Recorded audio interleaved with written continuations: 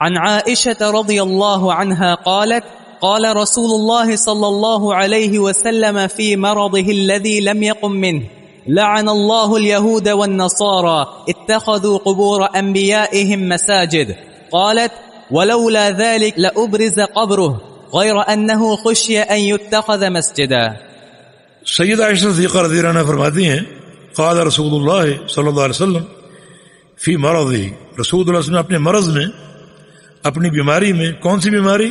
الذی لم یقم منہ، جس سے آپ اٹھ نہیں سکے اور شفا یاب نہیں ہو سکے، جس مرض میں آپ کا انتقال ہو گیا، اس مرض میں آپ نے فرمایا تھا لعن اللہ الیہود والنصارى اتخذوا قبور انبیائہم مساجد، اللہ تعالیٰ لعنتیں برسائے یہودیوں پر، عیسائیوں پر، جنہوں نے اپنے انبیاء کی قبروں کو سجدہ گاہ بنا لیا، نبیوں کی قبروں کو سجدہ گاہ بنا لیا۔ آپ صلی اللہ علیہ وسلم نے جو ہے وہ لعنت کی بد دعا فرمائی جن کا یہ عمل ہو، جو بھی اس عمل کا ارتکاب کرے۔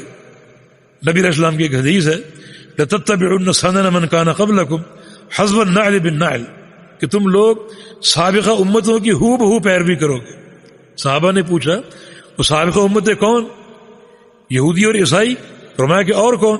یعنی تم لوگ یہودیوں کی، عیسائیوں کی ہو بہو پیروی کرو گے، جو کام وہ کرتے رہے تم بھی کرو گے، اچھے ہوں یا برے ہوں۔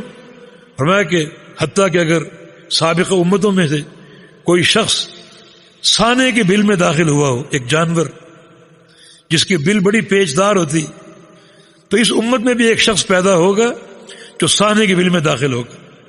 اور اگر سابقہ امتوں کے کسی فرد نے اپنی والدہ سے نکاح کر لیا ہو تو اس امت میں بھی ایک شخص پیدا ہو کر رہے گا جو اپنی ماں سے نکاح کرے گا۔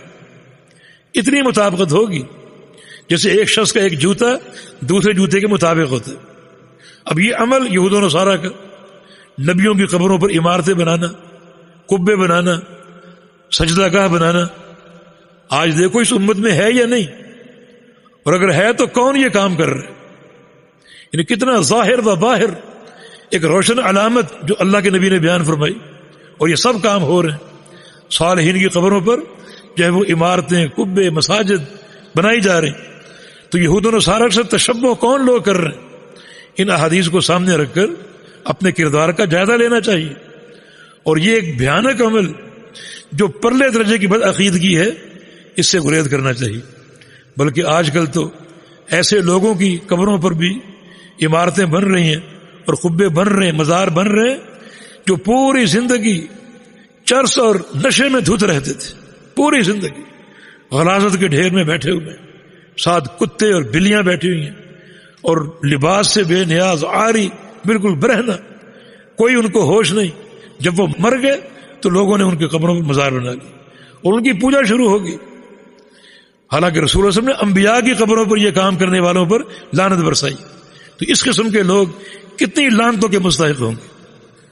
عائشہ فرماتی ہے کہ لولا ذالک لابرز قبرہ، اگر یہ بات نہ ہوتی کہ یہود و نصارہ نے انبیاء کی قبروں پر سجدہ گاہ بنا لیا، اگر یہ بات نہ ہوتی تو آپ کی قبر کو بظاہر کیا جاتا، غیر انہ خشیہ ان یتخذ مسجد، یہ خوشیہ کہ آپ ڈر گئے تو آپ نے یہ بات فرمائی، یہ خوشیہ ڈرا گیا کہ آپ کی قبر کو کہیں سجدہ گاہ نہ بنا لیا جائے۔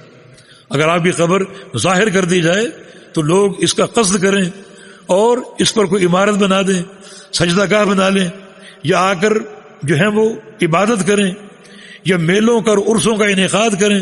اس لیے آپ کی قبر جو ہے وہ پوشیدہ ہے، کمرے کے اندر، چار دیواری کے اندر، اور مسجد کے اندر نہیں تھی، مسجد سے باہر تھی۔ مسجد بعد میں بنی، قبر پہلے تھی، اور پھر جب مسجد کی توسیع کی ضرورت ہوئی تو اس کو احاطے میں لینا پڑا، لیکن قبر اس قدر نیچے ہے، اور جو آپ کے حجرے کے دروازے تھے وہ سب کے سب بند کر دیے گئے، جس سے ایک طرف یہ قبر الگ شمار ہوتی ہے۔ شیخ الاسلام فرماتے ہیں کہ مسجد کا، یہ قبر کا مسجد کے اندر آ جانا، اس میں بھی حکمتیں ہیں، اور بڑی حکمت یہ ہے کہ اب قبر کی حفاظت مسجد کی حفاظت کے ساتھ ہے۔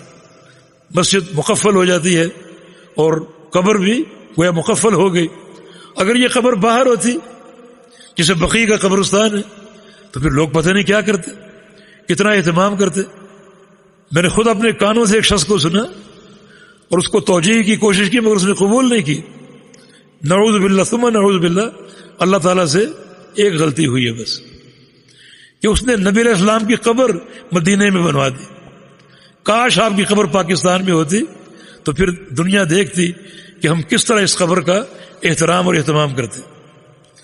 یعنی کتنا بڑا کلمہ کفر ہے. وہ اللہ تعالیٰ سے نعوذ باللہ خطا کے ارتکاب کا امکان.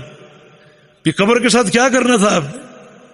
تو آپ کی قبر کو پوشیدہ رکھا گیا اور پوشیدہ ہے اب تک. اس خدشے کے تحت ظاہر نہیں کیا گیا. تو اللہ تعالیٰ ہدایت دی ان لوگوں کو جن کا بہت سا شرک قبور کے نظام سے منسلک ہے اور اللہ توحید خالص کا فہم عطا فرمائے. جی.